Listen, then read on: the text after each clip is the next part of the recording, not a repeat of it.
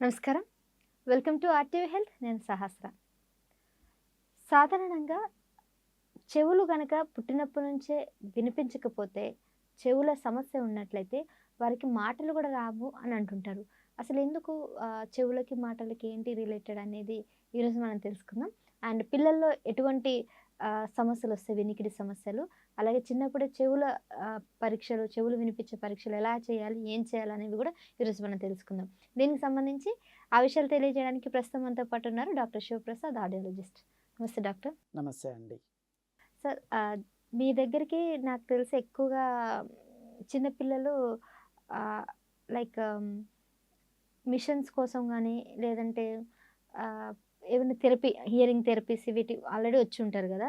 So, ఇవి ఎప్పుడు అంటే కొద్ది ఏజ్ పెరిగిన తర్వాత వీళ్ళకి అవును. థెరపీస్ గానీ, మిషన్స్ కావాలి. కానీ కొంతమందికి పుట్టుకతోనే ఉంటుంది. అవును. సో, అసలు ఆ పుట్టుకతోనే ఎట్లా తెలుస్తది? మనకు గూడా తెలీదు గదా! ఎట్లా గమనిస్తారు డాక్టర్స్? జనరల్‌గా ఎలా ఉంటుందనంటండి, చిన్న పిల్లల్లో హియరింగ్ ప్రాబ్లమ్ ఐడెంటిఫై చేయడం అనేది చాలా చాలా ఇంపార్టెంట్.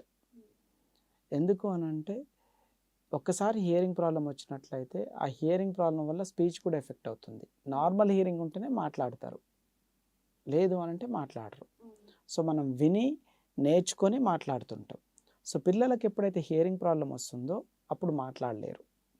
సో, ఇప్పుడు పిల్లలకి ఎట్లా ఐడెంటిఫై చేస్తారు అనేది జనరల్‌గా అయితే ఏం చేయాలి అనంటే, ప్రతి హాస్పిటల్‌లో పుట్టిన ప్రతి పిల్లాడికి టెస్ట్ చేయాలి జనరల్‌గా. ఇప్పుడు డెవలప్డ్ కంట్రీస్ ఉంటవి. యూఎస్, యూకే, ఆస్ట్రేలియా, ఈ కంట్రీస్ అన్నిటిలో కూడా పుట్టిన ప్రతి బేబీకి హియరింగ్ టెస్ట్ చేస్తారు.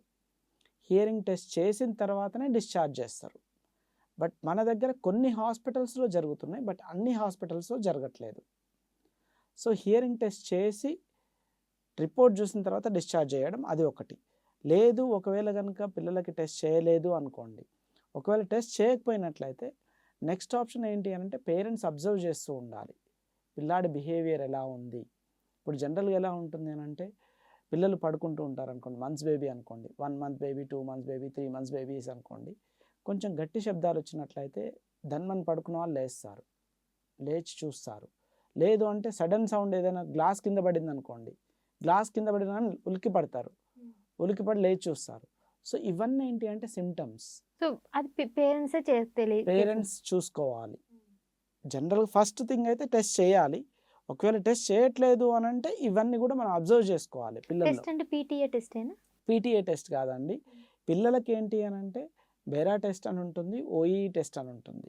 ఇవేంటి అనంటే పిల్లల్ని పడుకోబెట్టి ఎందుకంటే పిల్లలు పీటీఏ టెస్ట్ ఏంటి అనంటే పెద్దవాళ్ళకి చేస్తాం జనరల్‌గా. అంటే వాళ్ళు అంటే అడిగింది పెట్టి చెప్తారు. చెప్తారు కాబట్టి. ఈళ్ళు చెప్పలేరు. వీళ్ళు చెప్పలేరు కాబట్టి ఏంటి అనంటే పడుకోబెట్టి మేము వైర్స్ పెడతాం. కేబుల్ పెడతామనమాట. కేబుల్స్ పెట్టి సౌండ్ ఇచ్చి బ్రెయిన్‌లో యాక్టివిటీ ఏం జరుగుతుందని రికార్డ్ చేస్తాం.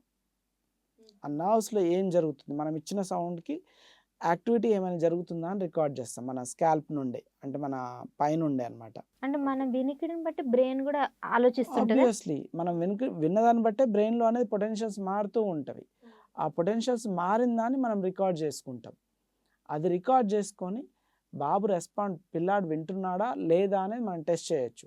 ఆ టెస్టింగ్ మనం పుట్టిన వెంటనే చేయొచ్చు. ఇది ఖర్చుతో కూడుకుందా? లేకపోతే అంటే లేదండి, చాలా నామినల్ కాస్ట్. ₹1000 నుండి ₹3000 అంతే. అంతే అంతే. చాలా అది. అంతే. చాలా నామినల్ కాస్ట్. కానీ చాలా మంది వీటిని ఎవరు చేయట్లేరనుకుంటా. చేయకనే నెగ్లెక్ట్ చేసి పెద్దయినాక మాట కూడా పోగొట్టుకుంటున్నారు. ఎగ్జాక్ట్‌లీ. చాలా వరకేంటంటే చాలా హాస్పిటల్స్‌లో ఈ టెస్టింగ్ చేయరు.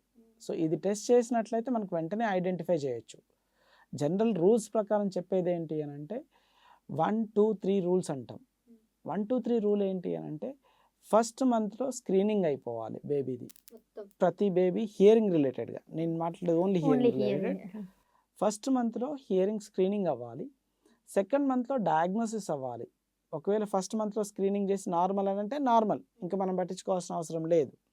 ఒకవేళ గనుక స్క్రీనింగ్ ఫెయిల్ అయ్యాడనుకోండి బాబు ఆర్ బేబీ, సెకండ్ మంత్స్‌లో డయాగ్నోస్ చేయాలి. ప్రాబ్లమ్ ఉందా? ప్రాబ్లమ్ ఉంటే ఎంత ఉంది? ఉంటే ఎక్కడ ఉంది? అనేది డయాగ్నోసిస్ చేయాలి. సెకండ్ మంత్‌లో తెలుసుకోవచ్చు. చేయొచ్చు.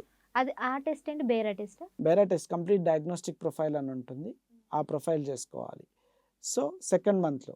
థర్డ్ మంత్‌లో దానికి తగిన ట్రీట్మెంట్ స్టార్ట్ చేసుకోవాలి. ఫస్ట్ మంత్‌లో స్క్రీనింగ్, సెకండ్ మంత్‌లో డయాగ్నోసిస్, థర్డ్ మంత్‌లో ట్రీట్మెంట్ స్టార్ట్ చేయడం.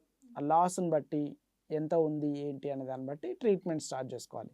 ఎప్పుడైతే మనం ఈ ట్రీట్మెంట్ స్టార్ట్ చేసుకుంటామో వాళ్ళు నార్మల్గా మీలాగా నాలాగా మాట్లాడుతూ కంప్లీట్గా నార్మల్గా ఉంటారు. ఒకవేళ కనుక ఇది డిలే అయిందనుకోండి, ఇప్పుడు మీరు బాబుని 2 ఇయర్స్కో 3 ఇయర్స్కో ఐడెంటిఫై చేశారనుకోండి, ఆ 2 ఇయర్స్కి 3 ఇయర్స్కి ఐడెంటిఫై చేసినప్పుడు ఏంటి అంటే మన బ్రెయిన్ అప్పటికే డెవలప్ అయిపోయి ఉంటుంది. సో విన్నవి ఏవి కూడా బ్రెయిన్ యాక్టివ్గా ఉండదు. బ్రెయిన్ అనేది అంత ఈజీగా పర్సీవ్ చేయదు. ఇప్పుడు మీరున్నారు, మీకు ఏ లాంగ్వేజెస్ వస్తాయండి? ఎన్ని భాషలు వస్తాయి మీకు? మన mother tongue other additional 2 languages. అడిషనల్గా 2 లాంగ్వేజెస్ వస్తాయి. ఇప్పుడు మీరు తమిళ్ నేర్చుకోవాలి అనుకున్నారనుకోండి, ఇట్స్ నాట్ ఈజీ. అంత ఈజీగా రాదు. సో మీరు వెళ్ళి తమిళనాడులో ఉండి నేర్చుకోవాలి అనుకున్నా కానీ మీరు ఒక 2-3 ఇయర్స్ టైం పడుతుంది. నేర్చుకుంటారు కానీ ఒక తమిళియన్ మాట్లాడినట్టు మీరు మాట్లాడలేరు. ఎగ్జాక్ట్లీ. ఎక్కడో ఒక దగ్గర ఆ డిఫరెన్స్ కనిపిస్తుంది. అంటే వాళ్ళు విన్న వెంటనే చెప్పగలరు వీళ్ళు తమిళియన్ కాదు అని. ఇప్పుడు మన దగ్గర చాలామంది వచ్చేసి బయట నుండి వస్తారు, వచ్చి ఇక్కడ ఉండి నార్త్ ఇండియనే వచ్చారనుకోండి, ఇక్కడ ఉన్నారనుకోండి, తెలుగు మాట్లాడినా కానీ అంత క్లియర్గా అంత పర్ఫెక్ట్గా మాట్లాడలేరు. బట్ వాళ్ళ పిల్లలు ఉన్నారనుకోండి, ఇక్కడ వాళ్ళ పిల్లలు తెలుగు ఎక్స్పోజ్ అయితే వాళ్ళు మళ్ళీ నార్మల్గా మాట్లాడతారు. ఆ డిఫరెన్స్ ఉంటుంది. అంటే మన బ్రెయిన్ కెపాసిటీ అది. సో మనం ఎంత ఎర్లీగా దాన్ని స్టిమ్యులేట్ చేస్తే అంత తొందరగా నేర్చుకొని నార్మల్గా తయారవుతుంది. దాన్ని మనం డిలే చేస్తున్నట్లయితే, వాడకపోయినట్లయితే మనం అది వాడకుండానే ఉంటుంది అన్నమాట. సో ఎర్లీగా స్టిమ్యులేట్ చేయాలి అంటే తొందరగా ఐడెంటిఫై చేయాలి. తొందరగా ఐడెంటిఫై చేసి ప్రాబ్లం ఉంటే ట్రీట్మెంట్ తీసుకున్నట్లయితే వాళ్ళు నార్మల్గా మిగతా పిల్లల వల్లే ఉంటారు. ఒకవేళ మీరు అన్నట్టు ఒక 2 ఇయర్స్ నెగ్లెక్ట్ అయినా కానీ వీళ్ళ లక్షణాలు ఎట్లా కనబడతాయి? బేసిక్గా ఫస్ట్ థింగ్ ఏంటి అని అంటే మనం అబ్జర్వ్ చేయాల్సింది స్పీచ్ అండ్ లాంగ్వేజ్ డెవలప్మెంట్. ఇవి రెండు కూడా ఇంటర్లింక్డ్. జనరల్గా ఎలా ఉంటుందనంటే ఫస్ట్ బర్త్డే వచ్చే టైంకి పిల్లాడు పదాలు మాట్లాడడం స్టార్ట్ చేస్తాడు. అమ్మ, నాన్న, తాత. First birthday first word walk, ఇవి 3 ఒకేసారి వస్తాయి. నడవడం కూడా అప్పుడే స్టార్ట్ చేస్తాడు ఫస్ట్ బర్త్డే టైంకి. మాట్లాడడం అప్పుడే స్టార్ట్ చేస్తాడు. ఫస్ట్ బర్త్డే అదే టైంకి వస్తుంది. ఇవి 3 కలిసి వస్తాయి. నెక్స్ట్ సెకండ్ బర్త్డే వచ్చే టైంకి 2 పదాలు కలిపి మాట్లాడాలి. అమ్మ అదివు, అమ్మ నానేడి, ఎటుపోతున్నావు, ఇలాంటి చిన్న చిన్న పదాలు కలిపి మాట్లాడడం అది సెకండ్ బర్త్డేకి. థర్డ్ బర్త్డే వచ్చే టైంకి సింపుల్ సెంటెన్సెస్. అమ్మ బయటకు వెళ్దామా, నాకు ఇది కావాలి, నాకు ఐస్ క్రీమ్ కావాలి, నాకు అది కావాలి, నాకు ఆ బొమ్మ కావాలి, ఈ బొమ్మ కావాలి. ఇదంతా కూడా థర్డ్ బర్త్డే టైంకి. ఫోర్త్ బర్త్డే టైంకి వచ్చే వరకు కాంప్లెక్స్ సెంటెన్సెస్. అంటే మీరు ఒక స్టోరీ చెప్పండి, స్టోరీ వింటాడు, మీకు స్టోరీ బ్యాక్ చెప్తాడు. స్కూల్లో ఏమైనా జరిగింది అనుకోండి, వస్తాడు ఇంటికి వచ్చి మీకు చెప్తాడు, నన్ను వాడు కొట్టాడు, ఇటు గిల్లాడు, ఇవన్నీ ఫోర్త్ బర్త్డే టైంకి వచ్చి చెప్తాడు. ఫిఫ్త్ బర్త్డే టైంకి వచ్చే వరకు మీరు ఏ కాంప్లెక్స్, ఇప్పుడు న్యూస్ చూస్తే న్యూస్ చూసి చెప్పగలడు అనమాట. ఆ కాంప్లెక్సిటీ అనేది పెరుగుతూ ఉంటుంది. కార్టూన్ నెట్వర్క్ చూస్తాడు, ఇదంతా ఫిఫ్త్ బర్త్డే వచ్చే వరకు కంప్లీట్గా అది గ్రాస్ప్ చేస్తాడు, అది మాట్లాడగలుగుతాడు. సో ఇదంతా ఏంటి అంటే స్టేజెస్ అనమాట. స్టెప్ బై స్టెప్ జరుగుతుంది. సేమ్ లైక్ మన మోటార్ మైల్ స్టోన్స్ అంటాం. ఫస్ట్ పడుకొని ఉంటాడు, తర్వాత మెడల్ నిలబెట్టడం, తర్వాత కూర్చోవడం, పాకడం, నిలబడడం, ఇదంతా స్టెప్ బై స్టెప్ జరుగుతుంది. అదేవిధంగా స్పీచ్కి కూడా ఇదే మైల్ స్టోన్స్ ఉంటుంది. సో ఈ మైల్ స్టోన్స్ నార్మల్గా ఫాలో అవుతుందా లేదా చూసుకోవాలి.